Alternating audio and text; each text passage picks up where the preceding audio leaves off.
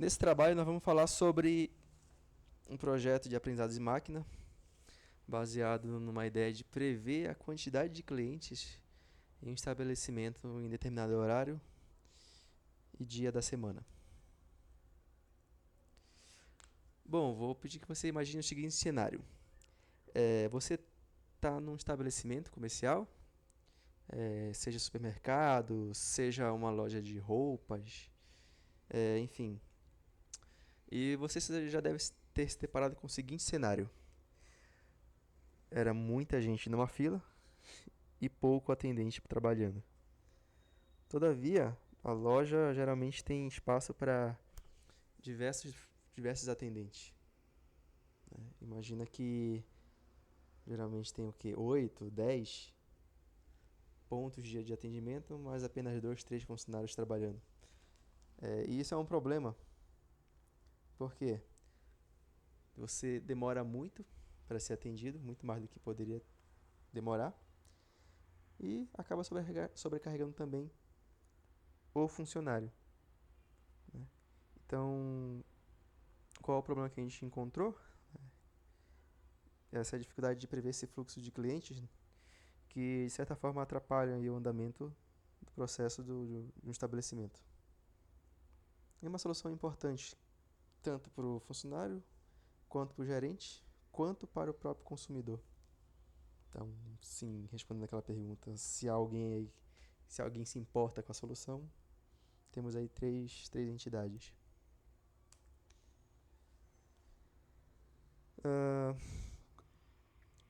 Por que o aprendizado de máquina pode resolver isso?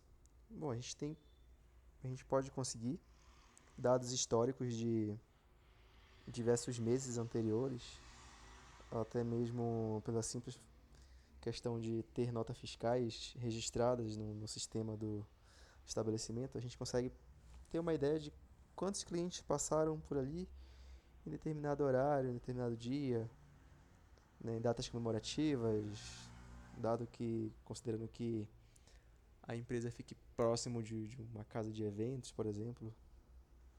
Enfim, e a gente conseguindo obter esses dados e construindo um modelo robusto o suficiente para prever essa demanda, obviamente a gente vai ter uma otimização melhor na escala de funcionários. Então, o funcionário que geralmente a escala de trabalho ela é montada de acordo com a quantidade de horas que o funcionário precisa estar ali na empresa durante o dia. Então, considerando que sejam 8 horas de trabalho, muita gente trabalha bem menos às vezes, né? Tem muita gente para pouco cliente ou muito cliente para pouca gente. E esse é um problema até que simples, né? Já existe bastante soluções parecidas. E um simples problema de regressão aí a gente já consegue trabalhar ou começar com alguma coisa. Então, definindo um pouco mais o problema, basicamente é prever a quantidade esperada de clientes por hora e por dia na semana.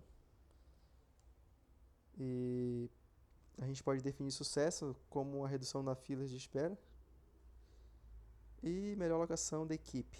A equipe então vai conseguir distribuir melhor a carga de trabalho baseado na quantidade de clientes que é esperado durante o dia. Então a gente tem algumas métricas aí que a gente pode analisar, como o erro médio quadrático, o erro médio absoluto, enfim. E como fatores relevantes que a gente pode sim usar ali considerando o negócio do cliente, são obviamente os dias da semana. Geralmente é esperado que durante o final de semana tenha mais gente. Assim também como horário, então em determinado horário do dia ali vai ter a tendência de ter mais gente. Clima também é importante. É conhecido que quando está frio a gente tende a ficar mais em casa. Feriados também, né? Principalmente para o trabalhador brasileiro, que geralmente tem bastante feriado. Ele acaba saindo um pouco mais de casa para resolver suas coisas. E obviamente as promoções do estabelecimento. A ideia é que a promoção atraia mais cliente aí durante o planejamento financeiro da empresa. Bom, falando agora um pouco sobre o plano de validação da solução. A solução, como eu mencionei, ela é um modelo de regressão para ver o número de clientes com base nesses dados históricos de ocupação ali, de demanda, etc. Então, para validar o nosso sistema, a gente pode dividir ele em dados de treino e teste. A gente pode também simular em cenários reais, comparando ali no final do dia a previsão e o número real de clientes. E, um dos mais importantes, o feedback dos funcionários, que a gente pode sim conversar com cada um, tentar entender ali se foi isso mesmo, se a quantidade que a gente previu chegou próximo, se eles conseguiram ter uma melhor distribuição de carga de trabalho.